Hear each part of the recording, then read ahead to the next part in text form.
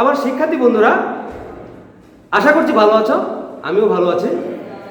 আমি আজকে তোমাদের একটি খুব গুরুত্বপূর্ণ টপিক নিয়ে আলোচনা করব, সেটি হচ্ছে পদার্থবিজ্ঞান সেকেন্ড পার্টের চ্যাপ্টার 8 এর এটাকে বলা হয় আধুনিক পদার্থবিদ্যার সূচনা।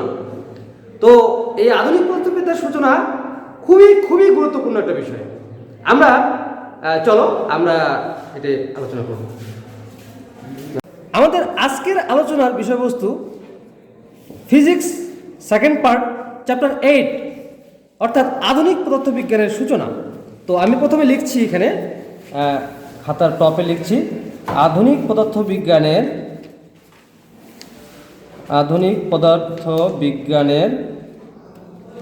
সূচনা। পদার্থবিদ্যা মূলত দুভাগে বিভক্ত। এক ভাগের নাম হচ্ছে ক্লাসিক্যাল ফিজিক্স অর্থাৎ চিরায়ত বলবিদ্যা বা চিরায়ত পদার্থবিদ্যা, চিরায়ত বলবিদ্যা। এই চিরায়ত বলবিদ্যার জনক হচ্ছেন স্যার আইজ্যাক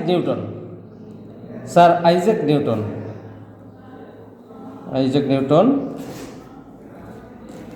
আর আরেকটা ভাগের নাম হচ্ছে মডার্ন ফিজিক্স। একটা ক্লাসিক্যাল ফিজিক্স, একটি হচ্ছে মডার্ন ফিজিক্স, মানে আধুনিক পদার্থবিদ্যা। এই আধুনিক পদার্থবিদ্যা এর সূচনা হয়েছিল 19 শতকের প্রথম দিকে। 19 শতকের আগ পর্যন্ত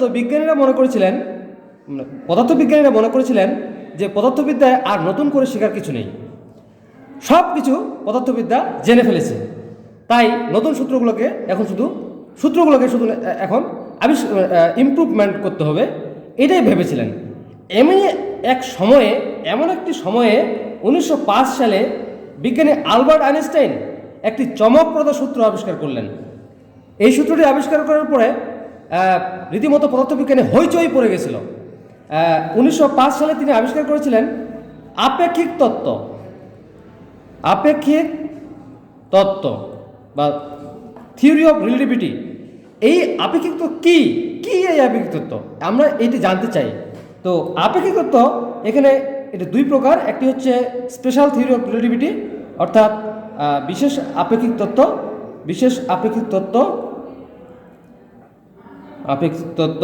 আরেকটি হচ্ছে সাধারণ আপেক্ষিক তত্ত্ব, মানে জেনারেল থিওরি অফ রিলেটিভিটি, সাধারণ আপেক্ষিক তত্ত্ব। তো জেনারেল থিওরি অফ রিলেটিভিটি তোমাদের সিলেবাসে নেই, এইচএসসি সিলেবাসে নেই, তো এটা আমরা পড়ব না। আমরা এখন আলোচনা করব বিশেষ আপেক্ষিকতা, এটা নিয়ে আমাদের আজকের আলোচনা। তো এইটা আলোচনা করার আগে আমাদের যে বিষয়টি ইম্পর্টেন্ট, সবচেয়ে জরুরি বলে আমি মনে করছি, সেটি হচ্ছে রেফারেন্স ফ্রেম। কি জিনিস রেফারেন্স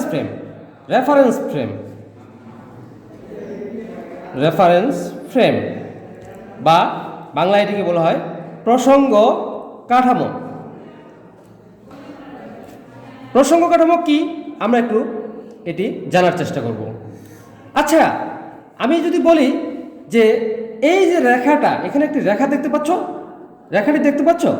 আচ্ছা, এই রেখাটি বড় নাকি ছোট? তুমি কিন্তু অ্যান্সার করতে পারবে না। কি বলবে তুমি? কার সাপেক্ষে বলবে? এখন আমি এই রেখাটির পাশে আরেকটি রেখা যদি আঁকি এভাবে, তখন তুমি বলতে পারবে যে স্যার এই রেখাটিতে ছোট, কারণ পাশে একটি রেখা ছিল, এটি বড়, এটির সঙ্গে তুলনা করলাম। আচ্ছা, আমি এই রেখাটির সঙ্গে আরেকটি রেখা এখানে এভাবে অঙ্কন করব, তখন তুমি বলবা যে রেখাটিতে বড়, এই রেখাটির নাম দিলাম এ, এটার নাম বি, এটার নাম সি, তখন বলবে যে স্যার সি এর সাপেক্ষে এ তো বড়। তাহলে দেখো, একবার তুমি অ্যান্সার করলা বড়, একবার তুমি অ্যান্সার করলা ছোট, তাহলে অ্যান্সারটা দুই রকম হয়ে গেল। এটা অবশ্যই কোনো না কোনো কিছুকে তুলনা করে কিন্তু অ্যান্সারটা করলা তুমি। তো এখন আরেকটু উদাহরণ দিই, তোমাকে যদি বলি তুমি কেমন আছো, এটার অ্যান্সার দুই রকম হতে পারে। একটা হতে পারে ভালো আছি, আরেকটি হতে পারে খারাপ আছি। ভালো আছি বলতে কীরকম? তুমি রাস্তায় শুয়ে থাকা বা রাস্তায় যারা ভিখারি আছে তাদের অভাব অনটনের মধ্য থেকে যারা মানুষ হচ্ছে তাদের থেকে তুমি ভালো আছো, তাদের সাপেক্ষে তুমি ভালো আছো। আবার উল্টো যদি চিন্তা করি, অনেক বড় যাদের আর্থিক অবস্থা খুবই ভালো, যারা কোটিপতি, বিলিয়নপতি, তাদের থেকে তুমি খারাপ আছো, তাহলে অ্যান্সার দুই রকম হচ্ছে। তাহলে এখন আমি আরও উদাহরণ দিতে পারি এখানে। যদি বলো যে তুমি তোমার বাসা কোথায়, আমি যদি বলি যে তোমার বাসা কোথায়, তখন কি বলবে? হয়তো তোমার বাসার পাশে একটা স্কুল আছে, স্কুল আছে তোমার বাসা, মনে করো এটা স্কুলের পাশে তোমার বাসা, স্কুলের পাশে, তখন তুমি কি বলবে যে স্কুলের পাশে আমার বাসা। তার মানে ওই স্কুলটাকে তুমি কিন্তু রেফারেন্স ফ্রেম হিসেবে ব্যবহার করলা, স্কুলের পাশে। তোমার আশেপাশে যদি কোনো কিছুই না থাকে, তুমি ঘুটঘুটে একটা অন্ধকার জায়গার মধ্যে আছো, হ্যাঁ, তোমার আশেপাশে কোনো কিছুই নেই, হ্যাঁ, তাহলে কিন্তু তুমি বলতে পারবে না যে তুমি কোথায়। তুমি কোথায় এটা বলতে গেলে তোমাকে অবশ্যই কোনো কিছুকে সাপেক্ষ হিসেবে ধরতেই হবে। তো আমরা যেমন গণিত করার সময় একটি এক্স অক্ষ এবং একটি ওয়াই অক্ষ ধরি, এটি এক্স অক্ষ, এটি ওয়াই অক্ষ, এটাকে ধরে আমরা একটা বিন্দুর অবস্থান বের করি। মনে করো যে এই বিন্দুটার অবস্থান হচ্ছে পি, এটি পি বিন্দুর অবস্থান হচ্ছে 3, 4। তার মানে এক্স অক্ষ থেকে এদিকে চলে আসলো 3, আর ওয়াই অক্ষের দিকে চলে আসলো হলো 4, ওয়াই অক্ষের দিকে হচ্ছে 4, তাহলে 3, 4 এই বিন্দুটা, এই বিন্দুটাকে আমরা 3, 4 বলছি, এই ও বিন্দুর সাপেক্ষে বা এই এক্স ওয়াই কাঠামোর সাপেক্ষে, এক্স ওয়াই কাঠামোর সাপেক্ষে। তাহলে এইটি হচ্ছে প্রসঙ্গ কাঠামো। কোনটি প্রসঙ্গ কাঠামো? এই যে এক্স ওয়াই কাঠামোটি, হ্যাঁ, এইটি প্রসঙ্গ কাঠামো। এই বিন্দুর সাপেক্ষে, এখানে প্রসঙ্গ কাঠামোর সাপেক্ষে এই পি বিন্দুটার অবস্থান হচ্ছে 3, 4, মানে এক্স অক্ষের দিকে 3 ঘর গেছে, 1, 2, 3, আর ওয়াই অক্ষের দিকে 4 ঘর গেছে, এই যে, তাহলে এদিকে 4 ঘর গেছে, তার মানে এটা হচ্ছে পি বিন্দুটা। তো প্রসঙ্গ কাঠামোর সাপেক্ষে এই পি বিন্দুটার অবস্থান এদিকে আমি সূচনা করতে পারি যেদিকে। আচ্ছা, এখন এই যে ও বিন্দু, এই বিন্দুটি কি? এটিকে বলা হয় প্রসঙ্গ বিন্দু। আমরা প্রসঙ্গ কাঠামো অলরেডি পড়লাম যে প্রসঙ্গ কাঠামো হচ্ছে যে কাঠামোর সাপেক্ষে কোনো কিছুর অবস্থান বা গতি নির্ণয় করা হয়। যে কাঠামোর সাপেক্ষে কোনো কিছুর অবস্থান বা গতি নির্ণয় করা হয় তাকে বলা হয় প্রসঙ্গ কাঠামো। প্রসঙ্গ বিন্দু হচ্ছে এই যে ও বিন্দুটা, এটি হচ্ছে প্রসঙ্গ বিন্দু, অর্থাৎ যে বিন্দুর সাপেক্ষে আমরা কোনো কিছুর অবস্থান হিসাব করব সেই বিন্দুটি হচ্ছে প্রসঙ্গ বিন্দু। তাহলে যে কাঠামোর সাপেক্ষে বা যে সিস্টেমের সাপেক্ষে, যে কাঠামোর সাপেক্ষে কোনো কিছুর অবস্থান বা গতি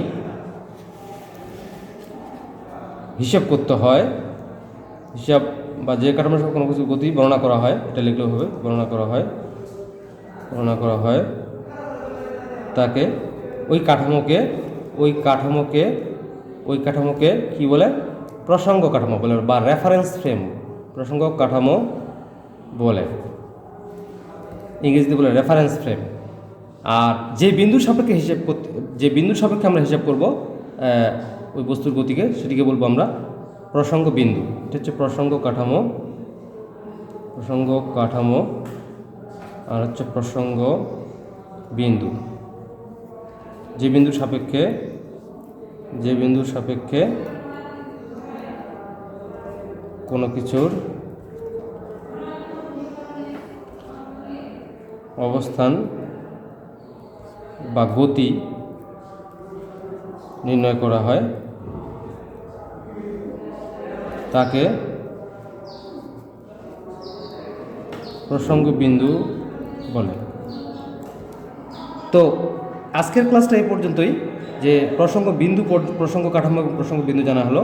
এরপরে আমরা আসছি এর পরের পর্বে প্রসঙ্গ কাঠামো কত রকম হতে পারে, তারপরে আমরা বিশেষ আপেক্ষিক তত্ত্বের দুটি তত্ত্ব বর্ণনা করার চেষ্টা করব।